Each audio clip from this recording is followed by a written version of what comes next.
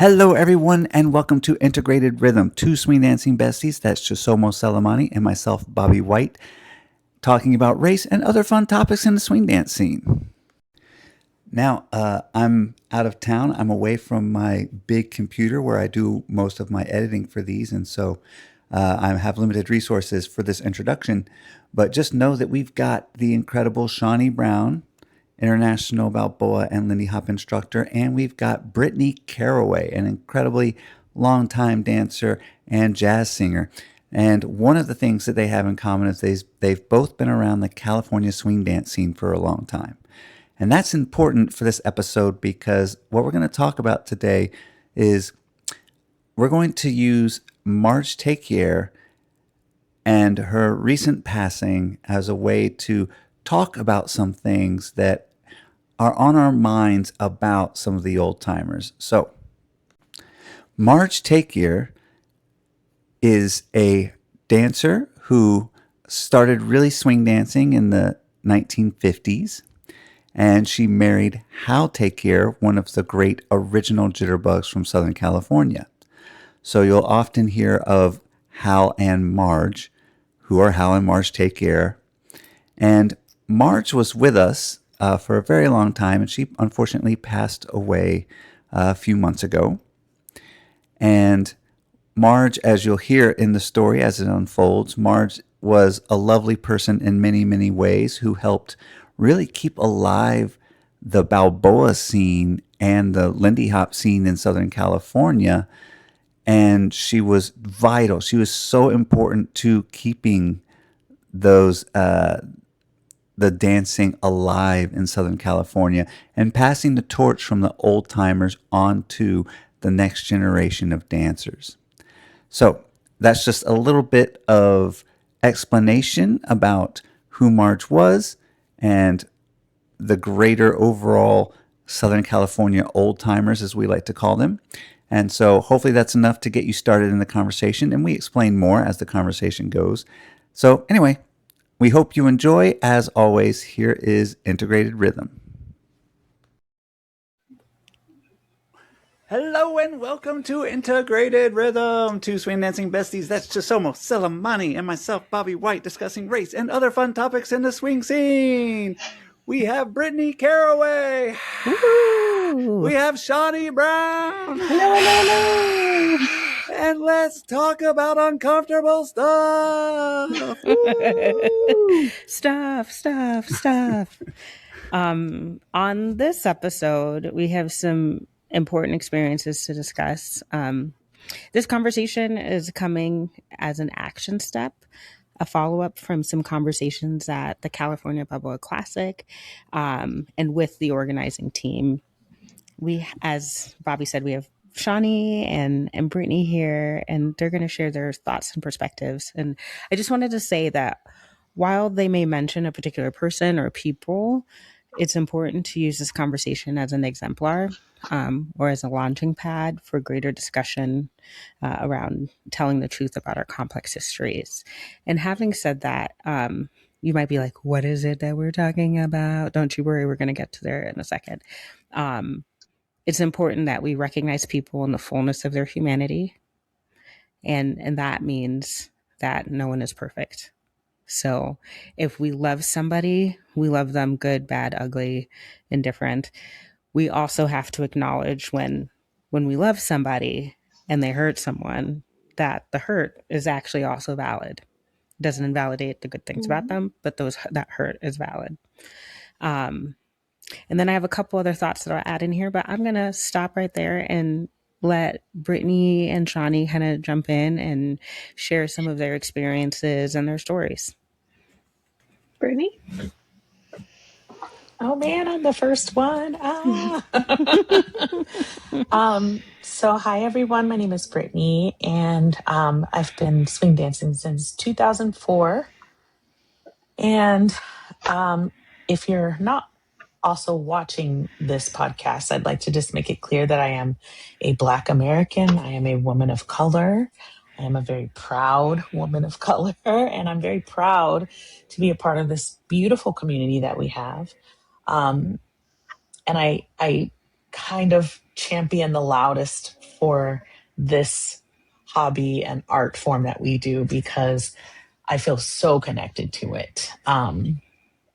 But the reason we're here today is because it has been, even before, recent things, a very challenging thing to navigate, to see maybe some of the people that we look up to that have been in this community and have been at the forefront of pioneering this beautiful dance, but not always championing the people of color, or the women of color in this community. So my experience has been like many other Black women in this community. Sometimes we are seen but not asked to dance, and definitely when we talk about our experiences, even from early days to today, I feel like sometimes we may be overshadowed by other experiences. So I'm trying to not say that we haven't come a long way, because we have, but it feels like, for me, I've had to kind of bite my tongue in a lot of situations so as not to be seen as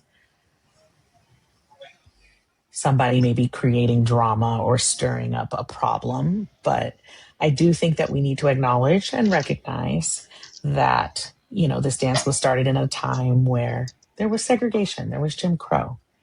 And even the ballroom, the Savoy, even though it welcomed everyone, this was in a predominantly Black neighborhood because Black people weren't allowed to dance in ballrooms and spaces where there were co-mixing of races. So I think with the passing, unfortunately, and I'm really sad to hear of the passing of Marge, but it did open up a discussion of, okay, she passed away, but maybe the values she had were some vintage values that maybe we don't agree with. And I don't think we've had this discussion before. So I'm grateful that we're talking about it now. And I don't know if you want me to get into any more than that, Chiselmo, but I know this is a big, big thing. So that's why I'm here. Well, first of all, thank you for sharing your thoughts. I wanted to also add that as people who are practitioners of African American vernacular dances and a dance, the dance that we're primarily going to be talking about today is Balboa. Even though Balboa is often perceived to be, or at least I've in my experience, I've had a lot of conversations about it being perceived to be a white dance. It was a dance that came from multiple cultural communities, and it also expressed African American values because of the music.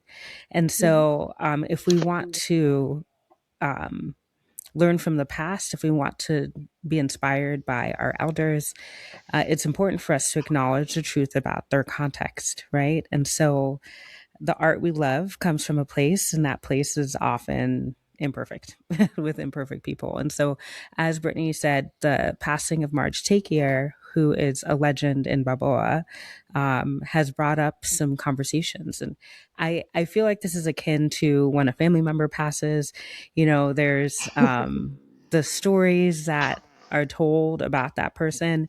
Many times we go straight to like the stories where they're the hero of the story.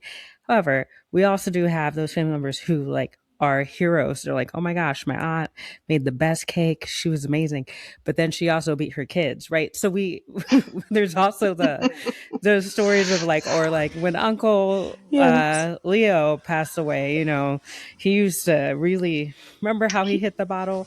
So we have this kind of like dichotomy of stories, and sometimes the hurt that came along with somebody's life also comes to the surface because the people who've been hurt may not want to celebrate in the same way as other people who were deeply appreciated by that that individual or only saw the greatest bits of that person. So, as I mentioned, you might hear particular names, and Marge is one of the names that you'll hear. But this conversation isn't strictly about Marge, but we can use some of those experiences that have come up out of her passing to learn from them. And Shani, I think you were going to jump in and say something. Yeah, just really quick. My name's Shani. I've been dancing since 1998. Goodness gracious. And and I am a mixed Black woman, and I am uniquely also from a Black experience that has been in Southern California for 2 generations. So there is a distinct experience to people that have been in that area that escaped Jim Crow, and what was happening in California was a different experience than what happened in the North, than happened in the central sort of Midwest and other places, as people sort of had, like, our diaspora left the region and expanded other places. So I also come from a different perspective on how that experience might have been in California, but also how those hurts are still things that aren't dealt with, both from before people arrived here in California, but also how that experience was existing in California different than other places. So they didn't go through those reckonings in certain ways because of their life in California, I think. And that I am also racially ambiguous. So that's something to note, that I am not distinctively phenotypically seen as a Black person. And so therefore people might say things around me that they don't say around others, and or they don't perceive me in the same way that they might a Black person, and therefore attach those sort of stereotypes to me. So those are things that need to be acknowledged, but also, like, I also don't hear certain things that white people might hear, because I am still perceivably not a white person as well. There's no way I'm passing. And that helps to give some context. And I got to experience life around a bunch of these people who, I think one of the things for me that stand out is that 2 things can be true at one time of people. The experiences you said, Chisomo, of they can be seen as heroes by some, and they can be seen as not heroes by others, and they can also be perceived as both by those who just saw them for the human that they were. Yeah, and that's where I'm starting from. Yeah, thanks, Shani. So in acknowledging those things, we would love to kind of move forward in the conversation. And so what are some things that Brittney, you would love the scene to kind of learn from this moment, and Shani as well? That I'll open that question up to you too. I'll go first. So I would say, just to bring up this conversation that unfortunately we've been having for years, but I mean, it's not lost on me that this is Black History Month, and we need maybe not so much to necessarily call out the bad or maybe the not so glorious moments, but really just focus on the beauty of the diversity in moments like this in Black History Month. You know, like I said, because it was so recent with her passing, we can honor, like you mentioned, Chisomo, her history. But are we going hard this month to also bring up maybe the Black Balboa dancers in this moment who were influential in that? Because I'll be honest, there's a lot of forces right now, even outside of our community, that are really trying to erase the culture and history of Black people in this country right now. So if we're going to do this thing that brings so many of us joy, not necessarily focusing on all the things that were, negative, but we can counter that negative with something joyful and positive, especially during a time where we're supposed to be celebrating Black art and Black experience in this country right now. So that's primarily what's been on my mind since cowbell is really just relishing in being a Black American and seeing all the wonderful history and music and art and culture that, people of color have brought this country since the 1600s, to be honest. But in the moments where, it does come up, because she's not going to be the only one that passes, we honor the feelings of people who, like for me, my experience was not always positive when I interacted with her.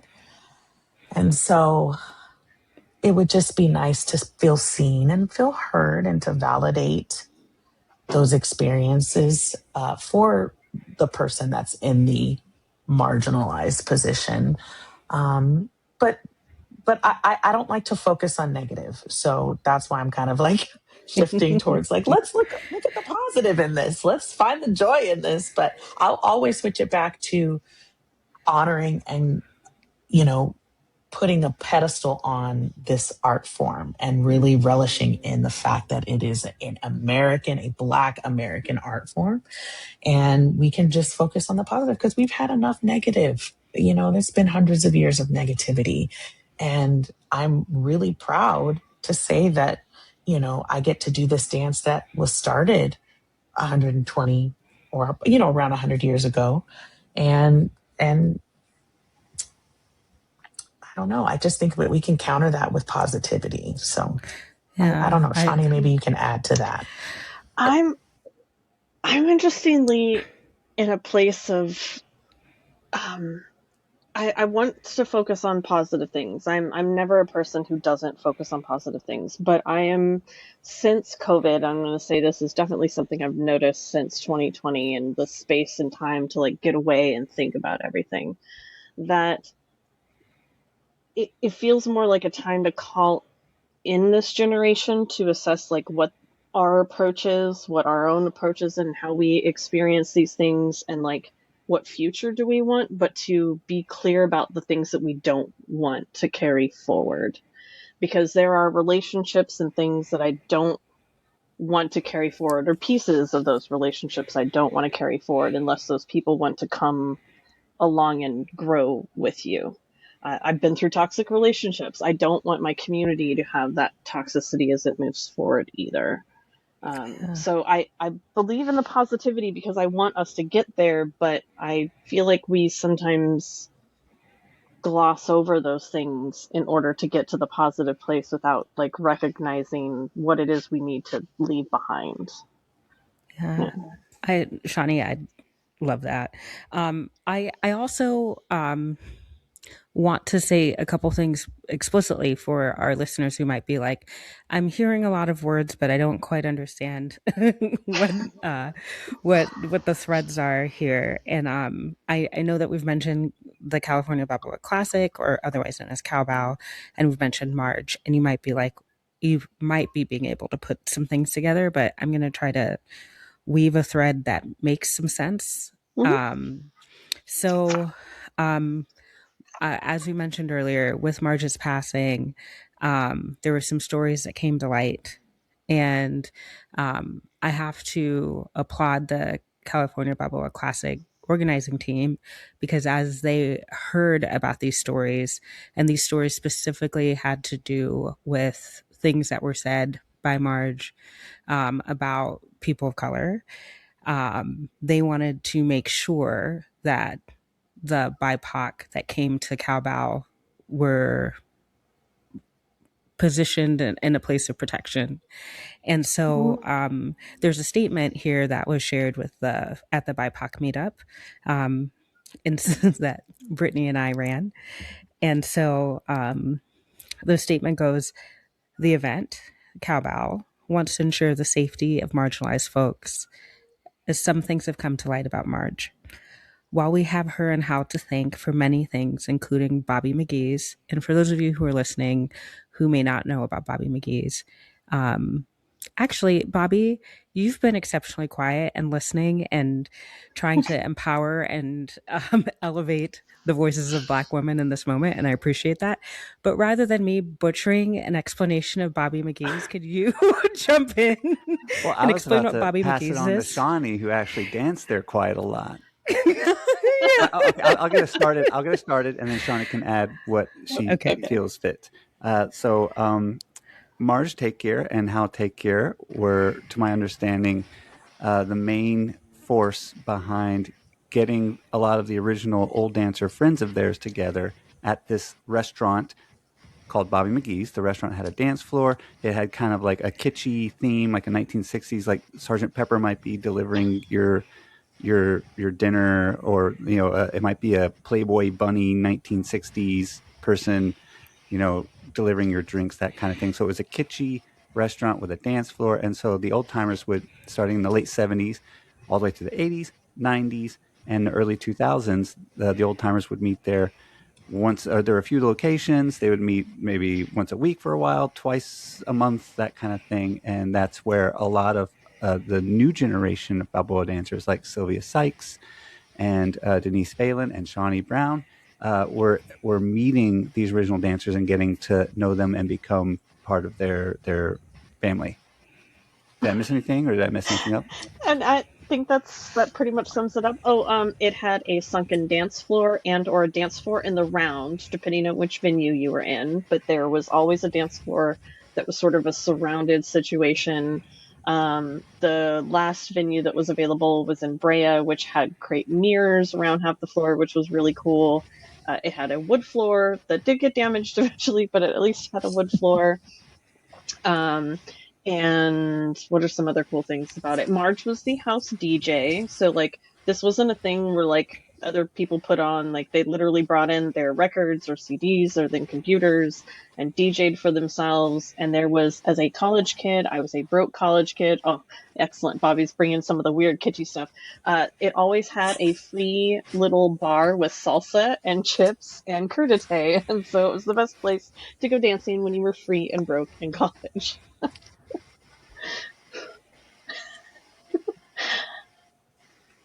If you're watching the video, this that I'm holding is a toilet, a porcelain toilet that they would serve ice cream sundaes in, I think. I believe, yeah. And so, like, there's a lot of us ball dancers went on eBay and bought like a Bobby McGee's toilet or something, just to. Or a bathtub that you had soup out of, or a actual like commode that you drink coffee out of is hilarious. Yeah. So that's amazing.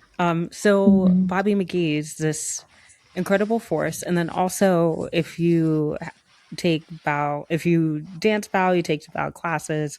There are Bobby McGee style songs and music. Like there's a whole culture around Balboa associated with Bobby McGee's, and so we cannot understate the incredible impact that Bobby McGee's had on preserving the art form and getting us to see original dancers, connect with original dancers. We have SHANI BROWN, like we have incredible people that were at Bobby McGee's that we're still learning from. So while we have Marge and Hal to thank for many things, including Bobby McGee's, we all know what Bobby McGee's is now.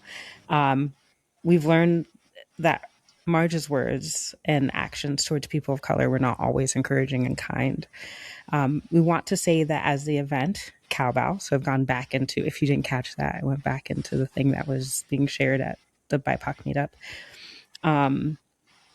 We want to say that as the event celebrates her life, there was a celebration of life for Marge at Cowbell, that the folks that might have been hurt inadvertently or directly take the space needed to take care of themselves.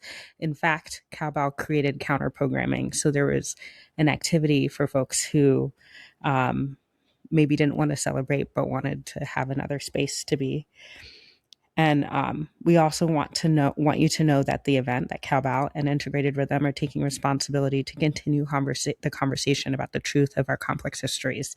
And so this is what this conversation is. It's the next step from that, because the event, Cowbell, and then also we as Integrated Rhythm realize that these, as Brittney mentioned, these kinds of stories, these kinds of conversations haven't really had a place.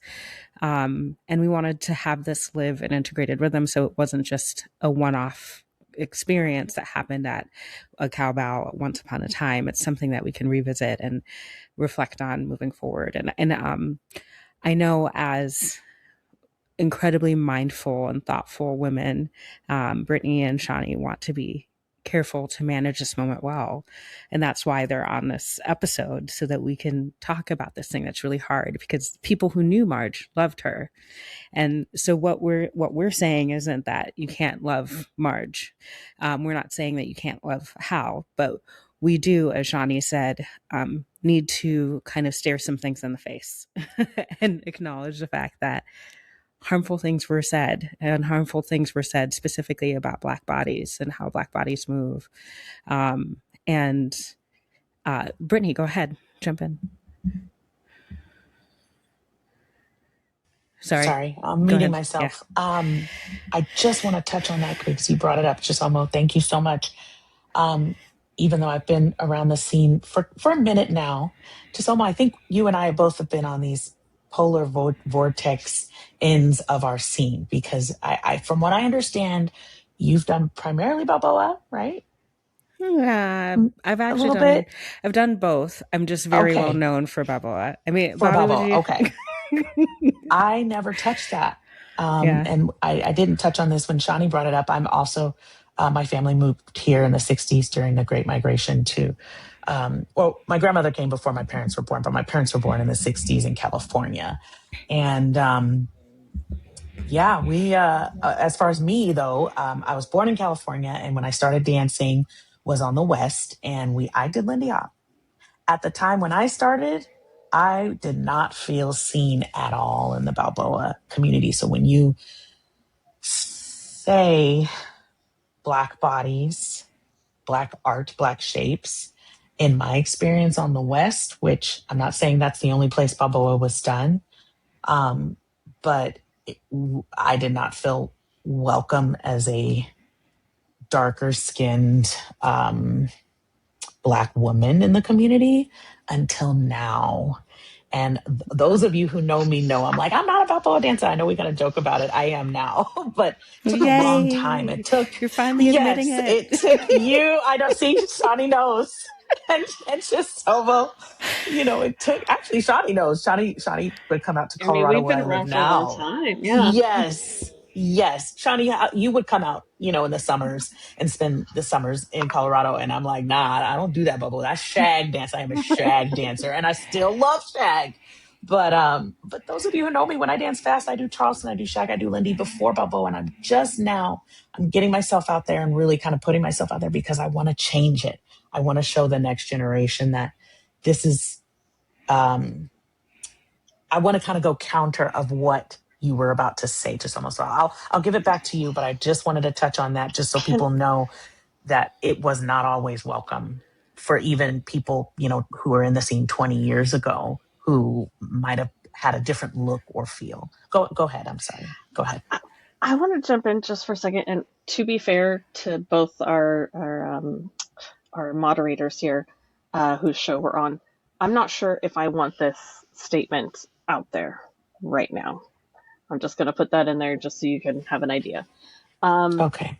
I had a very interestingly opposite feeling, not about Balboa, but Lindy about I know Lindy what you're going to talk. We talked about this. And I could not feel comfortable around Lindy Hop. Now, granted, my dad actually and his younger sister were, as they called it, jitterbug champions when they were, and this would have been about like the late 50s when they were younger kids, whenever they were doing silly stuff. But the shines, the faces, the way that Lindy Hop was very much, as I saw it in the late 90s, now granted this is the late 90s, co-opted by the European community and mostly the New York white community, it felt more uncomfortable to me to watch white people. I love you, Bobby, don't point at yourself. Yeah, I never saw you really go down that like very weird road that it was like it was on the border of blackface farce, and it was very uncomfortable for me to look at that and feel comfortable for Lindy Hop, where I felt comfortable like general LA swing because it like borrowed from Lindy Hop, it borrowed from Bell, and like it like all of that seemed very comfortable to me, but like the very much following the New York style seemed very uncomfortable to me. That Balboa was a draw for me because it wasn't like it didn't seem like it was this white dance. It just seemed like, oh, it was this part of like this LA thing that we saw everybody just doing. And to be fair, this was in the height of everybody doing it, from high schoolers to everybody in a club to, you know, so it was a little bit different than you came a little bit later in the later 2000s when it became more of like a niche community. This was literally in its fad moment. So to be fair, my own context is skewed in that way. But seeing the Lindy Hoppers made me literally uncomfortable, which is why I've always had a very different relationship to Lindy Hop, which I still do and love.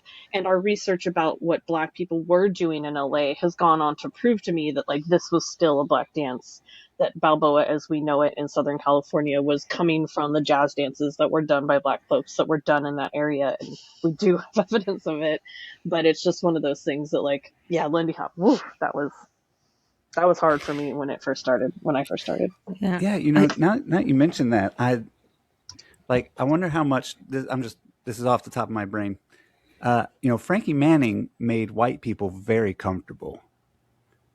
Yeah. And so I wonder if that was maybe part of, especially the East Coast and that was Europe, part of his Lindy Hop generation's reaction connection. to a lot of things, were to make things easy, and that's a fair decision on their part. Like that's not Of you know, course, yeah, absolutely. decision, but that was part of what they did. And my dad's generation, a little behind them, were like, yeah, we're not into this like making everybody comfortable situation. And so by the time I came around, it was like, oh yeah, that's not okay to do. Like it was already starting to see that lens of making people too comfortable was Right, making it, you know. and you know, Frankie, like Norma Miller and Al Minns were not that way, or at least they not the same way Frankie was in that way. So you know, Yeah. everyone's dealing with the trauma and trying to navigate spaces the way that they can. Yeah. I actually kind of want to return to that part at some point, Bobby, about specifically talking about how Black folks kind of handled that time. Because how And LA people handle it is different than how other people did. exactly. And so, but I do think that there's a statement that could potentially help, like, that we could potentially say without saying the super uncomfortable part. I think timeline is so crucial to our conversation. And so one of the beautiful things about this particular conversation is that you have three Black women who have experienced the swing dances at three different points in time. And and so Shani, as you were coming into the scene, you were coming in at the height of the resurgence, quote unquote. Yes, the revival. The quote unquote revival. The revival because it was revived in It was white a popular spaces. fad. It white spaces, but also it was a popular fad, the same way it had become popular in the war period, where it was a Black spaces thing that became popularized as, you know, say we have social media now, they had mass produced movies and things that where they were able to see each other. So like it became a pop fad. Yes. And it became yes. a pop fad again in the 90s, weirdly. Yes. And like I remember having a conversation with Mickey Fortunace at Great Lakes Balboa Escape last year, and he was like, "I missed the club phase of Lindy Hop because it was a oh my gosh, it was a time. it happened in clubs, right? So even in the late 90s, and so the way that society, the way that the broader swing community engaged with Lindy Hop was very particular and was defined by groups of primarily white folks. And so as a Black woman, that relationship is one that's a little interesting. And then meanwhile, there's Balboa, and Balboa is a family community, and it's authentic in many ways, and it's not something that is a popular fad. And so that also defined your relationship with it. And so you engaged in a way that was super authentic. And then Brittney, you came in a little bit later, not too much later, but a little bit later. And so Lindy Hop was now something that connected in a way more closely to you. And Balboa had this barrier. And so, in that barrier that you saw, I saw when I came in a while a bit later. I saw the majority of people dancing it being white in a similar way to me seeing the majority of people dancing Lindy Hop being white. However, I more quickly associated Lindy Hop with blackness than I did Balboa. And so, but because of the existence and persistence of Shani and a few other people and having like another close Black woman friend, and having Valerie Sahlstrom in my scene, I was like, well, I'll learn Balboa. I'll get good at this because who has a legend who learned from the old timers in their scene. At that point in time, nobody. And so, or very few people. So that's why I kind of gravitated towards Balboa. But the story that you may not know, Brittney, and this is just to give you a little bit more context about me, is that around the same time that right before I started to study Balboa really hard, I had a private lesson with Adam Brzezowski, and he told me that if I spent about 6 months, I could essentially become a pro in Lindy Hop. And then that's how I ended up studying Balboa. I'm dead. I said I ain't trying to be a Lindy Hop pro. I said I am shook, and also there was I shouldn't put his business out here like that. So I was gonna tell you a thing that he said to me, but I'm gonna just reframe it. Let's just say that when I turned, bad things happened. So I was very bad at turning, very bad. One might say that someone might have said that it was like the lights turned off when I turned. So turning I was terrible at turning. And then I also, that pressure of like becoming good by somebody who believed in me because I have problems and needed therapy pushed me to go into Balboa. So Shani, maybe you can speak to. Oh, go ahead. Go ahead. Yeah, no. So I was going to say I've always done both, but I took that left just because I'm stubborn. Because I've stubborn known you for years. No, and it's the first time I've heard this story. Yeah, Bobby, I'm telling you. She said, "Nah." I'm sure Shani, all of us can express. We're curvy and beautiful in our own ways, but in all the art forms of this genre, it's hard sometimes. I cannot turn fast. If I do, my left tit will be over here and the right one will be over here. I'm just gonna say this is an approved PG, right?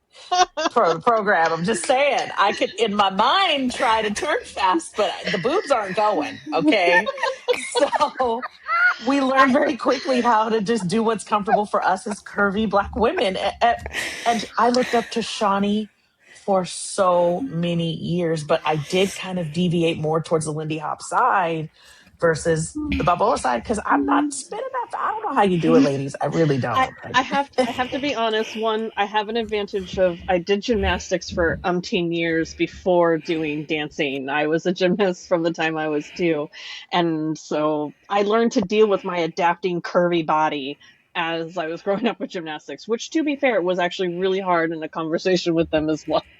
But thankfully, I also came from gymnastics coaches who were used to a bunch of actually women of color who had different shaped bodies. So we learned how to adapt and deal with that. I also want to publicly apologize to my partner, Jacob Wigger, for the things that my body has accidentally hit him with. I just want to put that out there because happens. Bobby's like, what?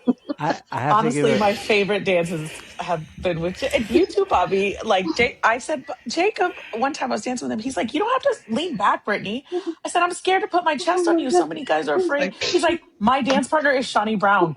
Lean on me. I was like, oh yeah. And it changed my Balboa.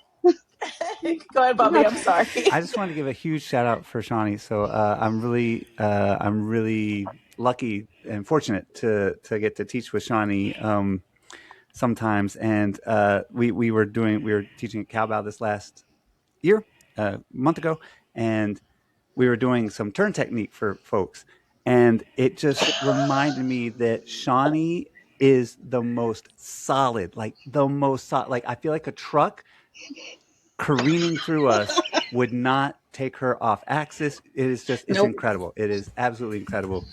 3 cheers for Shawnee. And actually did get questions about that at Cowbell, about how to deal with that with your body shape. And I appreciated that, because it's good that people are talking about those types of things, of how to just deal with being yourself, and that being okay in any of our dances, whether that's Balboa or Lindy Hop. But Lindy Hop, definitely, to be fair, Brittney made that leap earlier on in the process of me being in this community for almost 30 years now. They probably made that like 5 years into my dance career. They were starting to have that conversation, to reckon with the shine faces and all that stuff. And like, they were reckoning with a little bit their body shape, biases as well, before Bal did, and are still doing. Yeah, I feel like I'm now known for talking a lot about bodies, and a lot of that is because of Shani. And so I remember she said she just had these conversations at cowbell. I remember a cowbell going up to her and being like, or maybe it was a Great Lakes. I think it was a Great Lakes. I was like, how?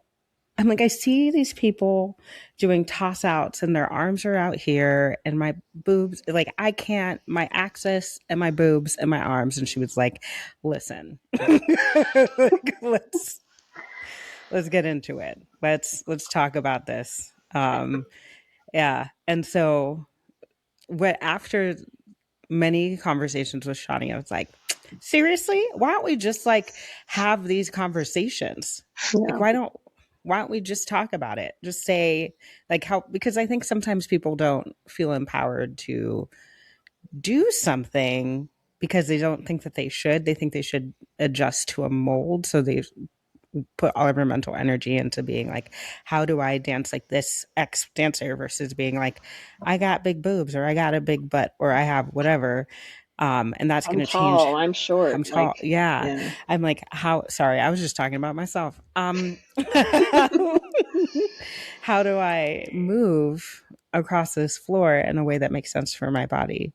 And so I appreciate the fact that you've been pioneering that conversation, Shani. I think a big part of that is because we have to also deal with, we aren't trying to fit a certain stereotype or a racial stereotype. And a lot of those aesthetics are racialized aesthetics, as much as we would love to not admit that they are racialized. Small white bodies have been what has been the preferred, and that, to be fair, even to the original dancers, that was preferred because that's what also made it into movies and film for the majority of what they were doing. Even, I am sure, and I do know, we have Charlie and Olga, who are bigger bodied Balboa and swing dancers, LA swing dancers, but they weren't being put around in film the same way that their peers would have been. And so we already had a bias to begin with of what we were able to get from the visual record because of things like that.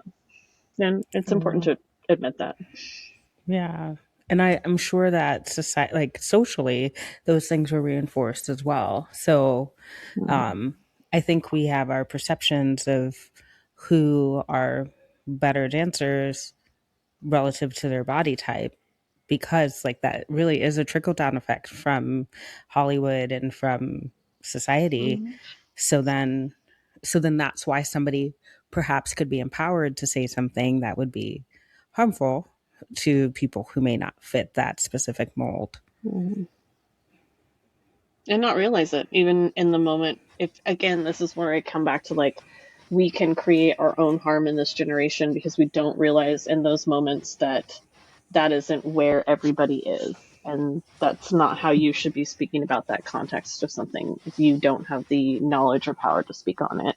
But people will open their mouths and they will say something, and it will put them in a place where they make mistakes. They make harmful mistakes that create real harm in other people's experiences and how they walk through the world. Yeah, for sure. For sure. I would actually love for you to expand on that a little bit, Shani. Like, as you were talking about calling in this generation. So, we stated some things about recent events and the passing of a loved one and dialectical thinking and the fact that multiple things are true at once. Um, I would love to hear your thoughts about ways that this generation, the folks that have power right now, the folks that might be perpetuating our understanding of what these dances are, what is it that we can do to maybe learn from the past and be mindful of how we're moving through our spaces. That brought up a sad moment to me where in 2020 during George Floyd protests and situations going on, how many people in our community I immediately unfriended. And I almost got off social media completely because of a lot of this. Because it very much showed to me people who I know look up to me. I know for a fact want to have personal relationships with me. But the way that they responded in those moments, and very open, public ways that they responded in those moments, didn't make me feel safe as a person and didn't make me feel safe in the community. And so it's kind of moments like that when I did have a chance to see them in person again, and it didn't happen for nearly 5 years later, my only response would be in a sense of politeness of the community of, I will dance with you, but I want you to understand I've unfriended you because you've done some things that have made me uncomfortable. If you want to talk about it, we can talk about it. If you're not ready, that's fine. That's on you to not be ready. But I know that this happened, and that's just where we're going to kind of be. And I think I want our community to do better in those sense of, but by calling them out when it happens would be great, better. But just being able to have those conversations of not being afraid to say, like, I'm sorry that this relationship might be ending, but this isn't helpful for me, you, and or for all of us going forward. And so I want them to take stock of that or note that. And others have done that. That might happen with me. I make mistakes and people will call me out on that. I need to have a conversation of, okay, I need to take note of that and figure out how to do better going forward. But if I don't know it, how am I going to know to do better? And so to have those conversations are important, I think, to call in once you call out. Yeah, Brittney, go ahead for sure, please. 2020, George Floyd was pivotal for me too. Shani, I'm sorry you felt that way, but I know how you feel, because I'll be honest, I was ready to quit the whole scene at that point. I was ready to just take on my roller skates and join the skate community, because I was like, at least everybody loves roller skating, because Lindy Hop was messing up bad during that time. To add on to what you said, because I think everything was spot on. It sounded like you were saying, I've unfriended you. But when we, even as people of color, come to our scene leaders and our community organizers and say, this person is problematic and they probably shouldn't be a part of the community, please believe us. It shouldn't just be a one-on-one thing. If a person is problematic and they're consistently posting things that are hurtful and painful or not supportive or divisive, and we've had enough, we need to be better as a community of drawing a line and saying we will not stand for that at all. Because I still see instances where it's like, I have to prove to you that this person is a racist and they shouldn't be allowed at the dance anymore. So why am I uncomfortable? This is why I don't do this dance, because the racist is there. And I told you, which was already hard enough for me. And now I've got to prove to you and come to you with, how are they racist? No, non-racist people don't make me feel this way. So why would I tell you this? You know what I'm saying? So I just wanted to kind of build on that, because maybe you don't see it. Maybe, that person may not be racist to my face, but to a friend or another person, if or someone else, and if they come up to me and they say, Brittney, this person said some really messed up stuff, or they've multiple times have offended me, we really need to take those statements seriously as a community, as scene leaders. Yeah. This makes me think of the topic of harassment, and I don't know if any of y'all have to do harassment trainings at your work, but I do at a university. So I'm, and harassment is an interesting thing because it's activities that are often hard to see, hard to pin down, but the target of harassment can often indicate that they are being harassed. And I say this because there's harassment that is racialized and there's harassment that is sexual. And I think sometimes we have a hierarchy of harassment. We're like, okay, somebody who is a sexual predator, who is consistently awful in this particular vein, will pay attention and will listen. But then when we step over to the racialized side, the amount of evidence that has to be mounted is immense. And so, and what's interesting with these ideas is that most people can trip into harassing behaviors, right? Most people can do something that is offensive, whether it's sexually offensive or racially offensive or offensive in terms of somebody's body size, etc.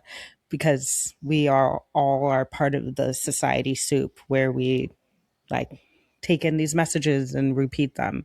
But what I think is really important is that as things come to light, when people enter into a conversation into difficult conversations about hurtful behavior, we need to take those thoughts honestly and change behavior. What is harmful is a commitment to certain behavior. It's like we all know of those men who are like, I don't know what you're talking about. I'm not going to listen to, or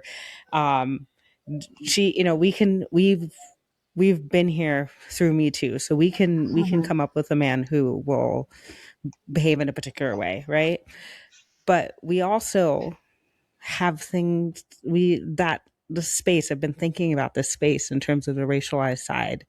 We engage in harmful behaviors that are racialized, and it's not just this isn't just like a black white thing. This is like we as Black people also sometimes engage in colorist behavior and sizist behavior and behaviors that are associated with racialized experiences. And so I'm saying all of these things so that we can kind of open our minds and see that all of us are fallible and that all of us need to be on a journey of reflection. And just like Shani said, when we know better, let's do better.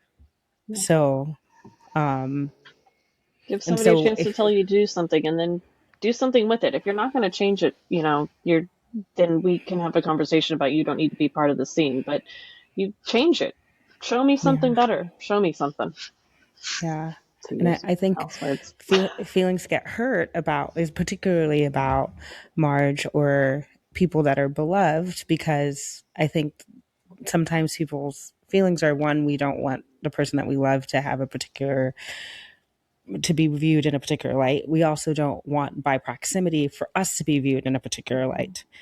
And I would love for all of us to have a little bit more patience for that discomfort, and rather than rushing to frustration, try our best to rush to empathy and to think about how we can learn from that scenario, right? Like, in doing this work, I'm going to share a story, and hopefully it's salient. And if it's not, Bobby, just like wave or something. Like, if I say words and they don't make any sense, please let me know. But I recently I've had a couple experiences in the last year that have been like a little bit frustrating, because they had to do with me seeking autonomy or stating a thing in a not Chisomo like way. And for those of you who don't know me or who, anyway, a Chisomo like way is like so kind, so sweet, so patient. But I've been in therapy, so I've been a little bit more serious and more mad about being a Black woman. So I just am not saying things a little bit more directly. Boundaries. So when I say say something more directly, I have found that people don't like that, or people hear what I've said and magnify it. And that is a common experience with Black women. And it's part of the reason why, if you've heard hedging in this conversation, it's because we are, as Black women, conditioned to soften something, because even when we say something softly, it's still perceived with it's perceived as with a heavy blow, right? And so in our scene, one of the things I've been a little bit frustrated with is this fact, like, we should be able to say a thing and it be appreciated and understood and taken and not weaponized. I said I was sharing a story, but then I just made a series of statements. I'm done. That's it.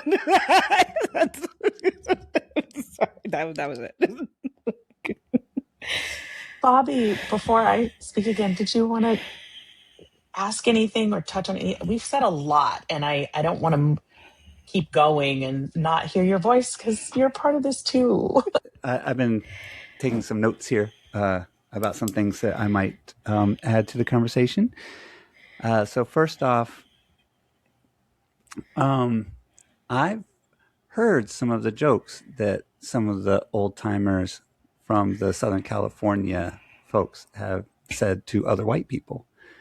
And, you know, there's that really crazy thing that generations of white Americans have done where they will love a Black American music. They will love it so much that they'll spend most of their life, most of their social life dancing to it, right? They will appreciate jazz musicians like Marge Takier. An interesting thing about Marge is I got to know her a little bit. I did some interviews with her. She was a very lovely person to myself. And one thing I noticed is that, first off, she very much lived through Hal in a lot of ways. Like when I interviewed her, a lot of it was like, what do you want to know about Hal? You know, and like, what can I tell you about how great Hal is? And, you know, you could see the devotion that she had to her life partner, her dance partner. And you could see the appreciation that she had for him as an artist, him as a dancer, him as an individual.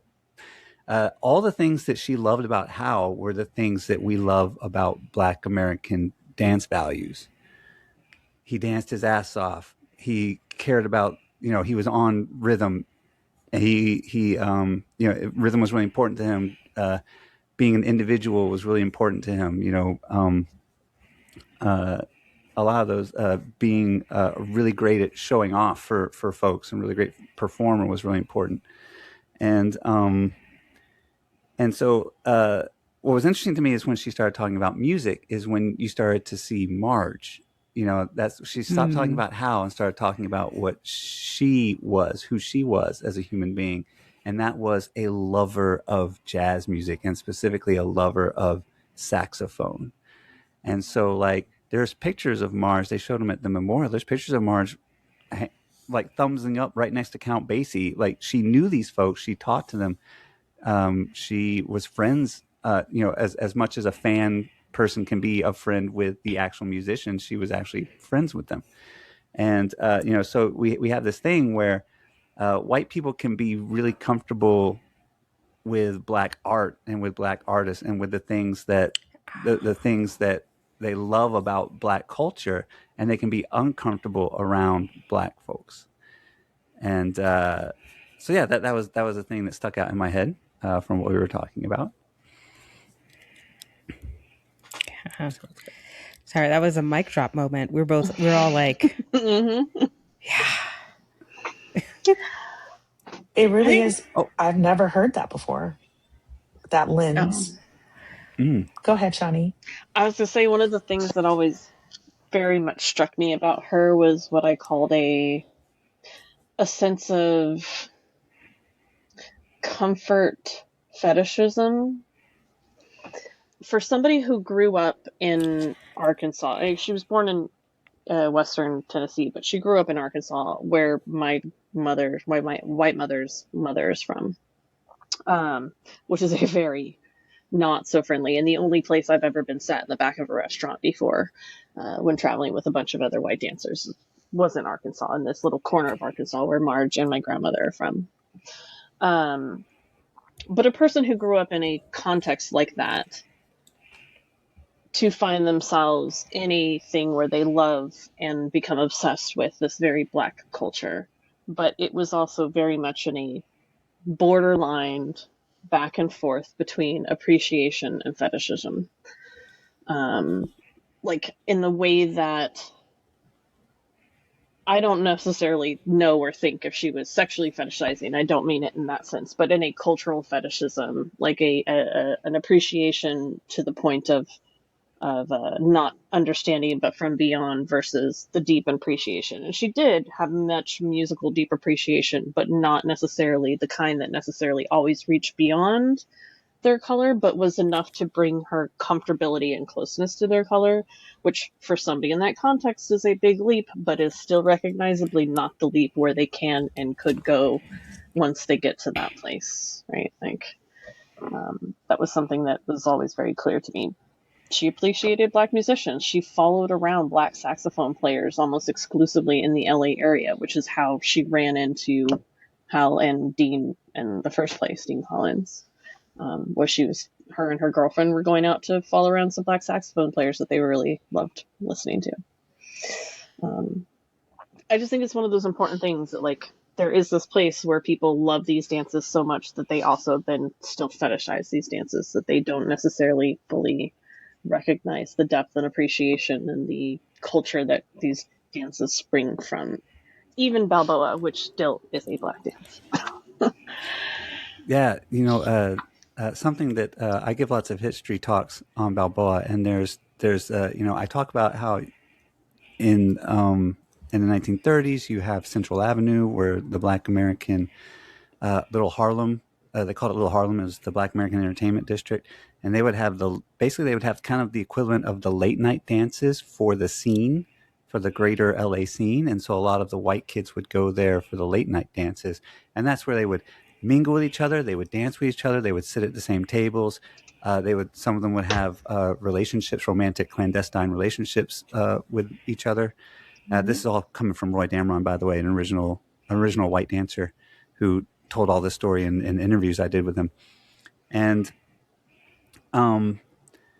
so you have this, and if you go online, folks, you can see pictures of jam circles from the 1930s in Southern California, and you'll see like 20% white people. Like, I don't know, like the amount of melanin, even in the black and whiteness of the picture, the amount of like different faces, different cultures, the amount of culture that you see in this picture is a strike contrast to what you see in the movies, for instance, where those movies had to be shown all over the country, and so if there was going to be a dance scene, it was going to be only people that appeared white in the dance scene, or only people that appeared Black in the scene made for Black audiences. And so we have this. We know there was mixing. We know there was the dance was being transmitted across these different cultures in Los Angeles, and all evidence points to the Black American dancing values seeping into all of the dancers of Los Angeles, right? Like when you see all these white dancers dancing at Bobby McGee's, they're emphasizing the rhythm and the groove. They're emphasizing improvisation, working with teamwork. They're emphasizing full body movement. They're emphasizing a relaxed, casual attitude towards movement. You're seeing all these things, and the place where the sad part of the story is that after the swing era, these dancers would see each other again at places like Disneyland, or Count Basie comes on tour. Count Basie does a tour every few years. Duke Ellington does a tour every few years, and they would meet each other at these places, and then they decided, oh, let's get together more regularly at Bobby McGee's. Well, it wasn't the black folks that got to Bobby McGee's, and I don't know the story to that. Maybe Shani, who's been doing some research, can shed light on that. Yeah. But Okay. Can I jump in? Please do, please. So two sort of things happened. There were some actually black folks at Bobby McGee's that came in from the other sort of like from the previous community, and a very few trickle of them. And this is one of the things that I think is unique about California, and also where some of the complications with Marge's thoughts that she had expressed came in.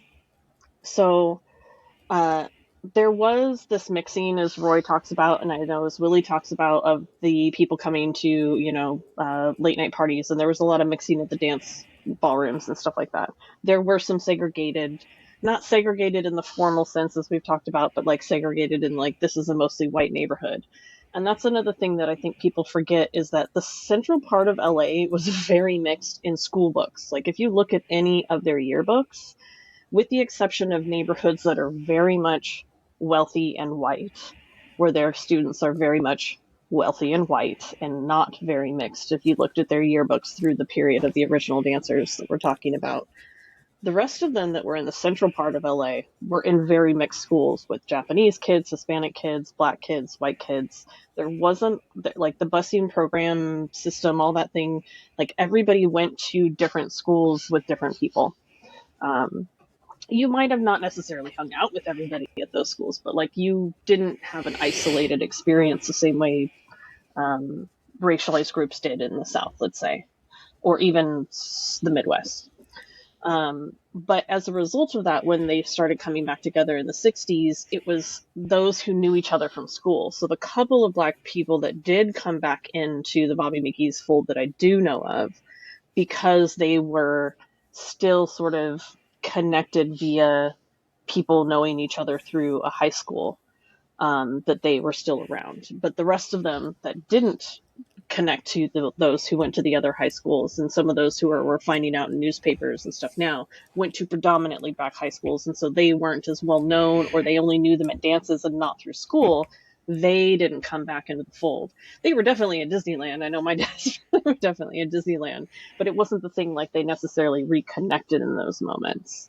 Because also Disneyland was not segregated. It was, everybody was allowed in from day one. Just want to remember that. Brittany and I are big Disney fans. But it's definitely one of the things that when it came to Bobby McGee's, that is one of the barriers to why others were not there, because again, they weren't continuing those relationships. Now, Roy and Willie and a few others maintained a few of those relationships throughout those years with people of color, but the rest of them, a lot of them, all lost contact. And to be fair, the black and white communities in California in general had a major change in the post-war sort of era. So that's a whole nother subject. Yeah. Awesome. Thank you.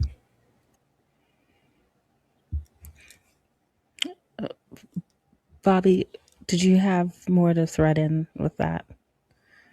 No? Okay. Cool. Thanks, Shani. I appreciate it. No, you're so good. You're so good. It's all these thoughts I've been sitting on for so long. I mean, I love it. I think what's really interesting to me is that I needed a second because my brain just fully paused. And so, but I'm back now. One of the things I appreciated hearing, which I did not know until this moment, was that there were a couple black folks that came to Bobby McGee's. Mm-hmm. I didn't know that. Yeah, in the long form videos, you'll see them pop in and out, but they're not in a lot of the shortcuts or necessarily some of the early 70s videos, but they'll like pop in and out, and certainly through the 80s they were there. Okay, cool. That's really cool. I want to thank you, Shani. This has been a treat. So if I could co-sign Bobby and Nick and all the people really trying to, archive and legacy this beauty of this dance, please add Shani's take. Because Shani is going to add, you're like the bridge, Shani, between so many of us who, like, as mentioned earlier, came in a little bit after you, who didn't know and maybe didn't see this. I'm pretty sure there was some crossover between, some of our other friends of color, and no one speaks about this. Mm-hmm. So, Shani, thank you for sharing your experience, sharing what was told to you, because clearly it wasn't told to me. Sure, we picked that up. And it's nice to hear. It's nice to feel validated, to say that even with maybe some viewpoints might not have always been on point, we were still there. We were still a part of it. We still found a way to cohabitate and love this dance. No one is talking. I don't want to say no one. It's very seldom talked about. And I think we need more of this. Okay.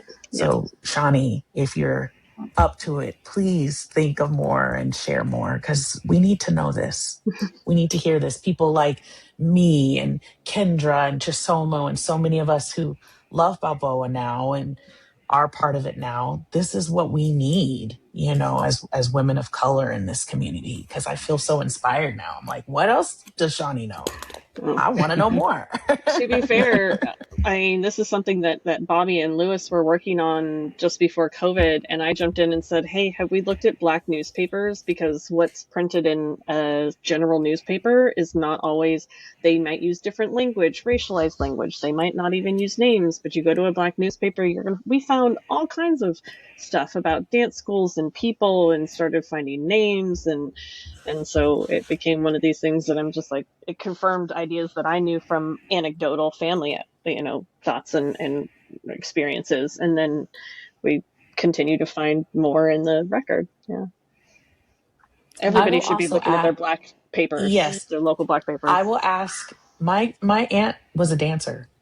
She knows about Lindy Hoppers. And maybe she knows about Balboa too, but didn't know maybe the name. But they're California, and she went dancing. And my grandmother met my grandfather at a USO dance. So I know in my family we've talked about it, and I've never asked them. So I will do my part too and ask. But maybe they know. Maybe, like you said, it's just there. We just haven't uncovered it yet. So you got me inspired now, because it's there. I just didn't think to ask. I'm gonna drop a seed in here, and I want Bobby and Lewis to put something together on this. I know that we've all talked about this several times, that there is a video evidence of LA dancers on film that has been in front of our faces for a long time, of them just social dancing and seeing what LA Black social dancers do when they're not like trying to perform for the camera. They're just like, give us your ballroom dance, like give us your scene and your social dancing. And we need to know that stuff is out there, and we need to see that sort of stories are out there more and more. It would be great to find. Bobby's like, wait, which one are we talking about? He has so many storylines going, I'm sure. But yeah, there's stuff that's out there. We just need to also keep digging for more. Well, one of the things I show in a lot of my Balboa history talks is there's this from Cabin in the Sky. There's Black American dancers doing social dancing, and they're doing what to the average. If you're a trained Lindy Hopper, you look at it and you're like, oh, that's kind of strange Lindy Hop. If you're a Balboa dancer, you're like, that is someone who knew Balboa and is now doing Lindy Hop, because like that swing out looks like it's 95% toss out, and then at the last second it opens up into a swing out. And so like that's just one example off the top of my head of like of what we're finding in the old footage. Yeah. And I had a conversation with somebody who's been in the scene for a very long time, pro swing dancer, who had heard from Miss Norma. I'm being intentionally obtuse because I haven't gotten permission from this person to mention the story, their name associated with the story, but I have heard the story from multiple places. So I know that people believe this, that Miss Norma Miller had mentioned something about Black people not doing Balboa. And I think that was also, that's something that has, that idea is something that has entered into the scene. So there's certain people who really have latched on to the erroneous truth that Black people didn't do Balboa. And so I want to go on record saying that I don't entirely know Miss Norma's truth, and Miss Norma is gone right now. But I think it's also important as we think about the complexity of our histories to recognize that New York dancers had, especially New York dancers like Miss Norma, had such pride in the things that they developed. And sometimes that, I think, also obscured their lens to see what was happening elsewhere. And especially since a lot of the music evolved with dancers on the East Coast, and then music moved across, and then West Coast dancers were developing their own dances. I think that sometimes we latch onto the easier story and not the true story, which is more complicated. And so I just wanted to bring that up in this conversation because, Bobby, you and I have had lots of conversations about the true history of Balboa and the fact that it's multicultural, but there were people who are prominent voices in our scene who are like, well, Black people didn't do this dance because Miss Norma told me that. And we have to, going back to our understanding of our elders being imperfect, we can't say this brings me back to Marge.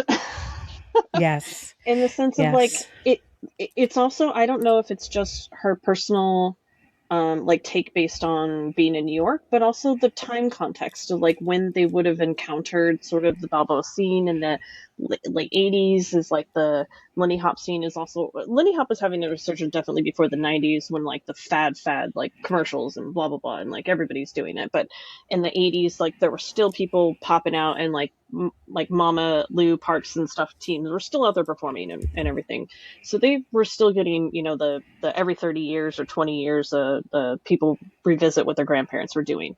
So they encountered Balboa. I think in that period there might be some historical context to their relationship to understanding its connection to their dancing based on how they encountered it, in the same way that like some of the things that we talk about that Marcia said is based on how she encountered dancing when she came out to California and the communities that she encountered that with, not necessarily would have been the thoughts of others or the totality of the Balboa scene, but were what she sort of encountered in the spaces that she was in with a couple of people that she was actually really close with in comparison to people she just knew.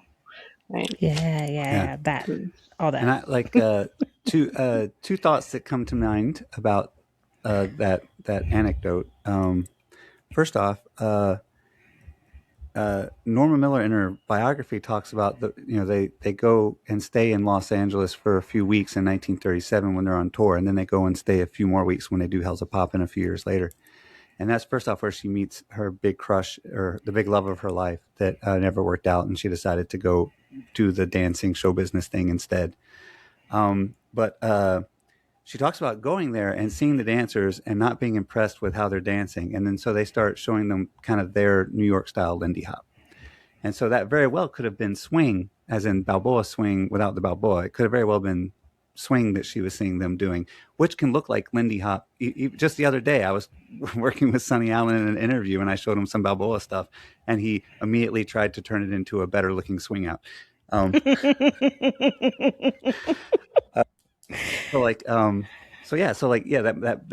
could have been a thing.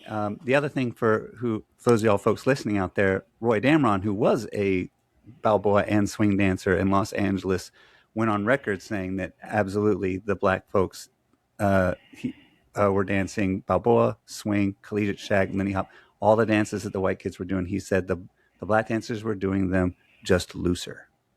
That was his specific phrase that he used. They were doing all the same dances, just looser.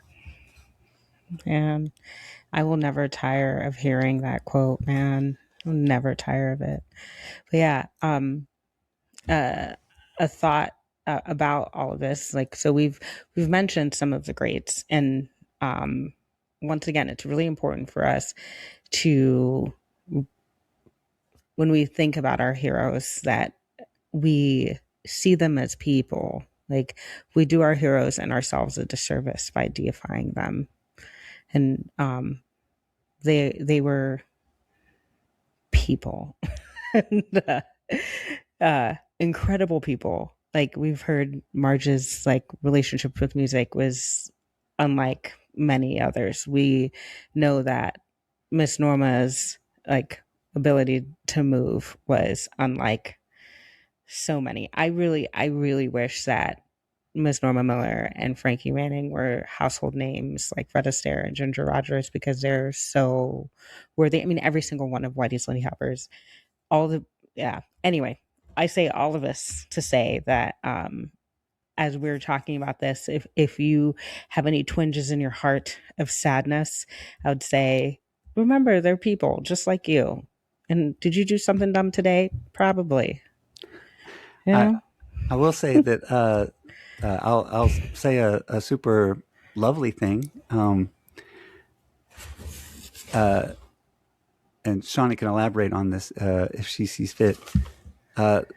Yes, these original dancers, especially the so first off, a lot of these white dancers that we're talking about, their families were very close in the immigrant scheme of things. Like a lot of our dancers, like Ann Mills, her family escaped the Armenian genocide, and Hal Takier was also Armenian Turkish, and so he most likely, I can't speak for that, but he might have also, his family might also have escaped the Armenian genocide.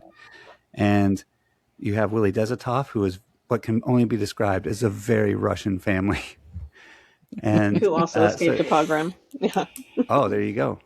So first off, we have an immigrant story of our own here in a lot of these dancers, and the other thing is that yes, they were of them, they were of their time, they were of their cultures, and a lot of them were able to find a lot of love for these young dancers that were coming in, dancers like Denise Paulino, dancers like Tisei Chow, and dancers like Shani Brown, who didn't fit that mold of like, none of those dancers fit that mold of that like stereotypical white person. And they were able to find a lot of love for these dancers, and a lot of times consider them, you got invited to the family dinners, a lot of these folks.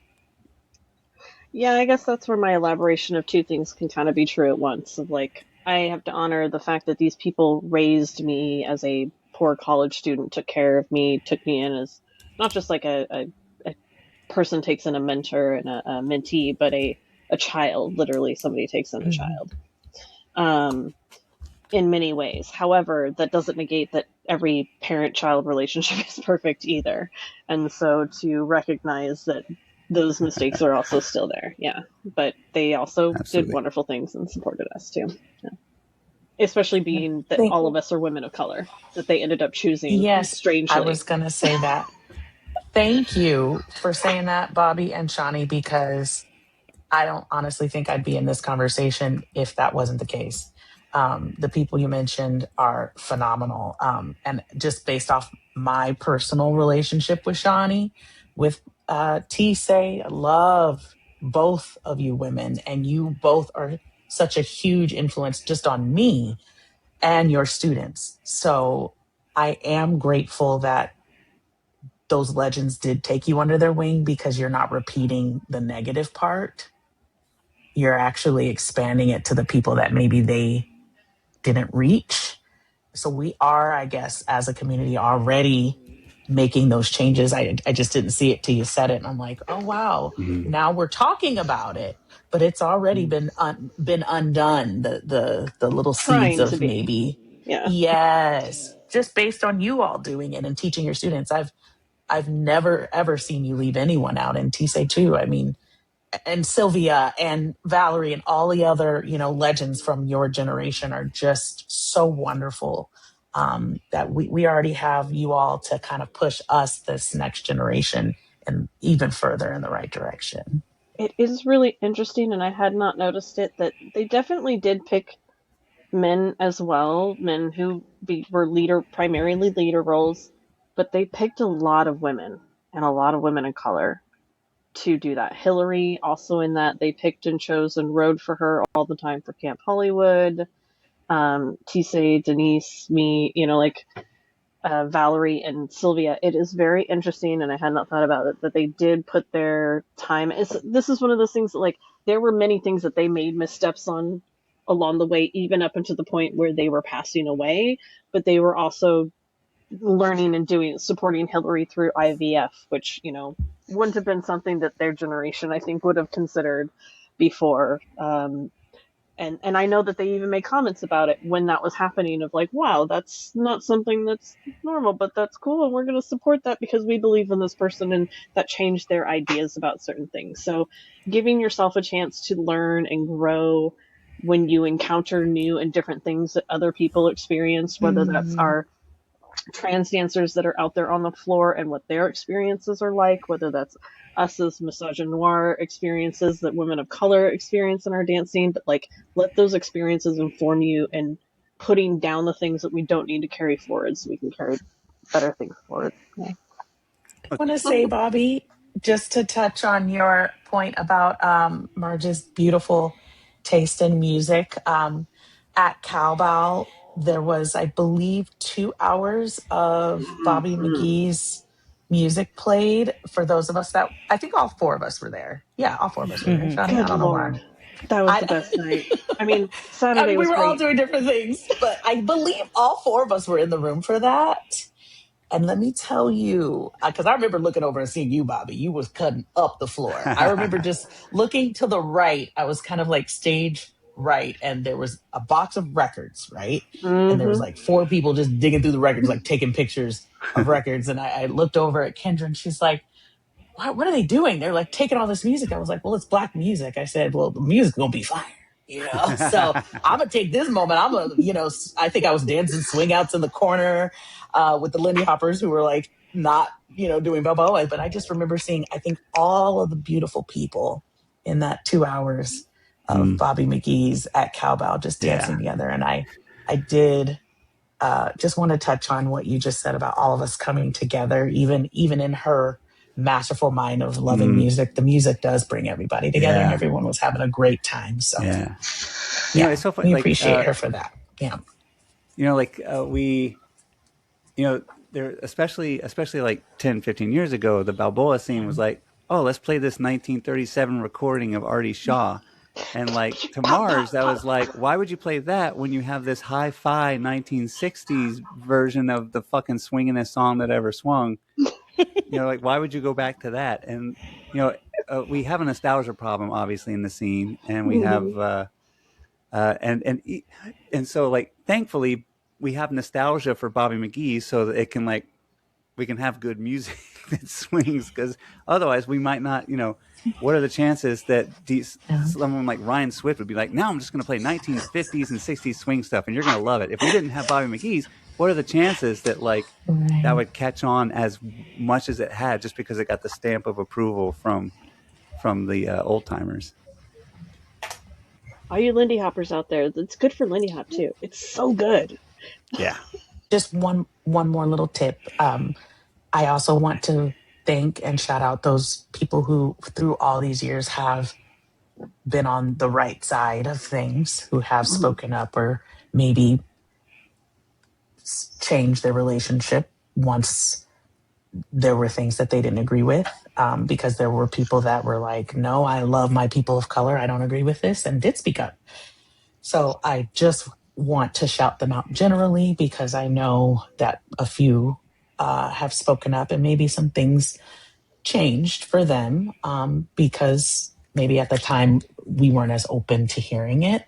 So I just want to shout those people out who are taking a stand, who took a stand then, and who are taking stands now. I know it's not easy, but thank you, and we see you and appreciate you. Their experience matters too.